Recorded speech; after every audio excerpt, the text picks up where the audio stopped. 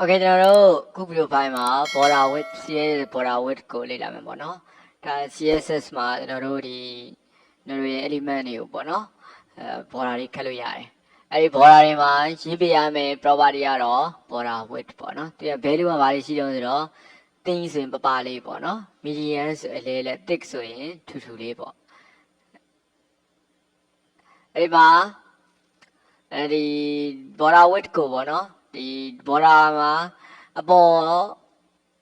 dot ပေါ့နော်ညာဘက် right အောက်ခြေ bottom ဘယ်ဘက် left ဟုတ်နော်အဲ့ဒီမှာလည်းဒီအထူအပါးတွေကိုကိုယ်စစ်ကြိုက်သတ်မှတ်လို့ရတယ် length ပေါ့ length ဆိုတော့ pixel နဲ့လည်းသတ်မှတ်လို့ရတယ်ပေါ့နော်โอเคဒီတော့ကျွန်တော်တို့နမူနာလေးလုပ်ကြည့်အောင်နမူနာလေးမှာ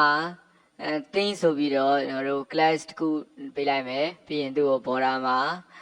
border width ဒီကပြောချင်တာတော့ border width ပေါ့နော် border width ကို thin လို့ပေးလိုက်မယ်အဲ့ဒါ style color လေးတွေလုပ်ပေးထားတယ်ပေါ့နော်ဒါ medium နောက်ထပ် border ကိုတော့ medium ထားလိုက်မယ်နောက်ထပ် border width ကို thick ထားလိုက်မယ်ပြီးတော့ဒါဘယ်နှမျိုးစမ်းမှာတော့3မျိုးစမ်းမှာဘယ်နှမျိုးစမ်းမှာတော့3မျိုးစမ်းမှာ3မျိုးစမ်းမှာဆိုတော့ paragraph ကိုလည်းကျွန်တော်တို့က3မျိုးလုပ်လိုက်တယ်နော် border thin အတွက်တစ်ခု border medium အတွက်တစ်ခု border thick အတွက်တစ်ခု border thin ကို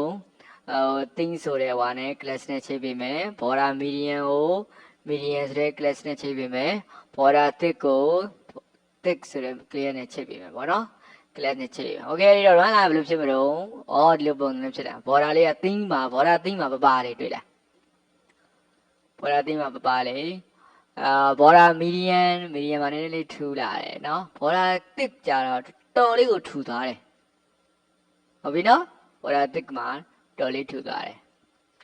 okay အခုဗီဒီယိုဖိုင်သင်ခန်းစာဘာပြောရအောင်ဆိုတော့ border width ပေါ့ border ရဲ့အထူအပါးကိုပြောတာပေါ့နော်ကဲနောက်ဒီ border နဲ့ပတ်သက်တဲ့ကျန်ရှိတဲ့ CSS property တွေကိုထပ်လေ့လာမယ် okay နော်